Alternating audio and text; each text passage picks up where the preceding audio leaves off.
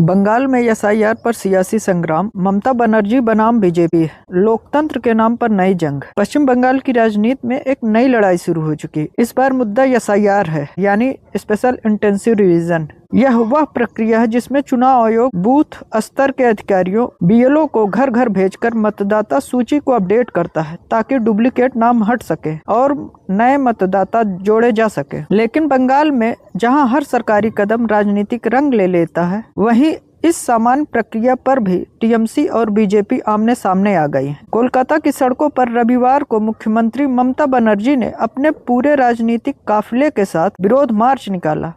यह मार्च करीब 4 किलोमीटर लंबा था, जो कोलकाता के ऐतिहासिक रेड रोड से शुरू होकर जोड़ा सांको ठाकुरबाड़ी यानी रविन्द्रनाथ टैगोर के पैतृक आवास तक गया। मार्च की शुरुआत में ममता बनर्जी ने डॉक्टर भीमराव अंबेडकर की प्रतिमा का माल्यार्पण किया और हाथ में संविधान की एक प्रत लेकर आगे बढ़ी और उन्होंने कहा, मैं जान दे दूंगी लेकिन किसी का भी अधिकार नहीं छीनने दूंगी। उनका आरोप है कि एसआईआर प्रक्रिया केंद्र सरकार और बीजेपी की साजिश है, जिसका उद्देश्य बंगाल में लाखों लोगों का नाम वोटर लिस्ट से हटाना है। इस पर बीजेपी ने भी पलटवार किया। बीजेपी ने कहा एसआईआर देश हित में है। वहीं बंगाल विधानसभा के नेता प्रतिपक्ष शुभेंदु अधिकारी ने ममता बनर्जी पर पलटवार किया। उन्होंने कहा कि एसआईआर कोई राजनीतिक हथियार नहीं है, बल्कि मतदाता सूची की सफाई प्रक्रिया है। शुभेंदु अधिकारी ने कहा, एसआईआर के जरिए घुसपैठियों और फर्जी वोटरों की पहचान होगी और यही बात ममता बनर्जी को डराती है। उन्होंने ममता सरकार पर आरोप लगाया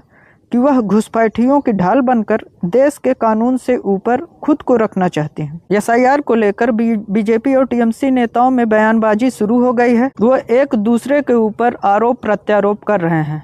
इसी बीच टीएमसी के वरिष्ठ नेता राजीव बनर्जी ने तो बयान दे डाला, अगर किसी वैध मतदाता का नाम काटा गया तो बंगाल में खून की नदियां बहेंगी। और बाबा अमित शाह की करे फेरत नहीं जाओगे, देखो आए सुगंध आए इस बयान पर विपक्ष ने कड़ी प्रतिक्रिया दी।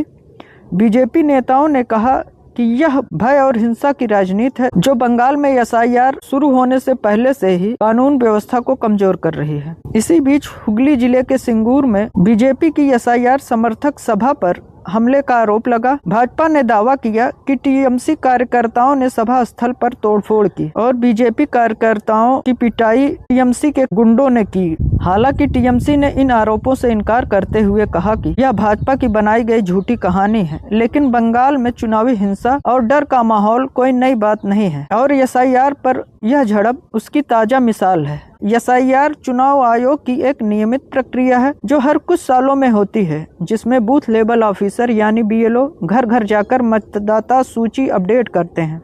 मृत या दोहराए गए नाम हटाए जाते हैं और नए योग्य मतदाताओं को जोड़ा जाता है। आमतौर पर यह एक तकनीकी और प्रशासनिक प्रक्रिया होती है, लेकिन बंगाल में जहां हर सरकारी कार्रवाई को राजनीतिक एंगल से जोड़ दिया जाता है, वहीं एसआईआर एक राजनीतिक युद्ध भूमि बन गया। राजनीतिक विशेषज्ञों का कहना है कि टीएमसी और बीजेपी दोनों को मालूम है कि 2026 के विधानसभा चुनाव में मतदाता सूची की संरचना निर्णायक साबित होगी। बीजेपी चाहती है कि फर्जी और घुसपैठियों के नाम हटें, जबकि टीएमसी को डर है कि कई गरीब और अल्पसंख्यक समुदायों के नाम गलती से हट सकते हैं, जो उसके पारंपरिक वोट हैं।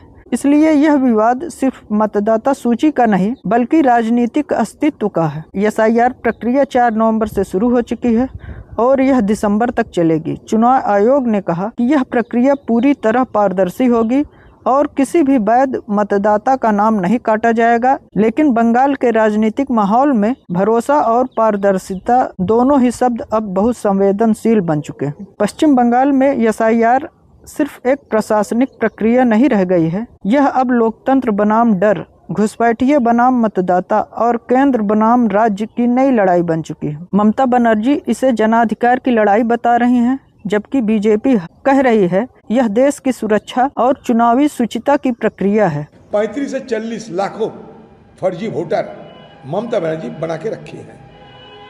जैसे कि यहाँ सच क्या है यह आने वाले महीनों में पता चलेगा, लेकिन इतना तय है कि यह लड़ाई 2026 के चुनाव का सबसे बड़ा मुद्दा बन सकती है। एसआईआर पर आपके क्या विचार हैं? कृपया हमें कमेंट में बताएं और एमके डिजिटल न्यूज को सब्सक्राइब करें। धन्यवाद।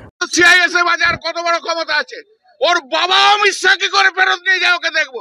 আয় আয় সুকান্ত, আয় আয়, সিআইএসএফ ছাড়া আসবে, আয় চলে আয়, কত তোর লোক আছে, আর আমরাও লোক নিয়ে যাব, আমাদের লোক। কোনো সিআইএসএফ থাকবে না, কোনো বিএসএফ থাকবে না, কোনো পুলিশ থাকবে না।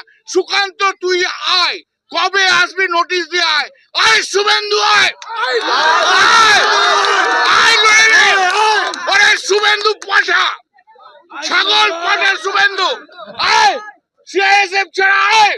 তুই কত বড় বাপের বেটা দেখে নে, তুই দেখ, বল তোর বাপকে শিশির না মোদি, বল, আয় তুই দেখে যা, চলে আয়, আয় শুভেন্দু আয়। পুলিশ ছাড়া তুইও থাকবি, পুলিশ ছাড়া আমরাও থাকবো, বাড়ি ফিরবি কিনা দেখে নেবো।